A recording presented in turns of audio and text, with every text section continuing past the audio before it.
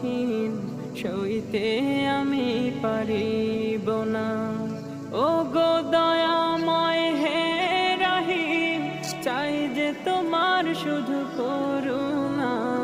কবরে রাজাব কত কঠিন সইতে আমি পারিব না। মৃত্যু যন্ত্রণা কত কঠিন সইতে আমি পারিব না। মসজিদের ওই পালকিখানা আসবে সবার তার সবার জানা।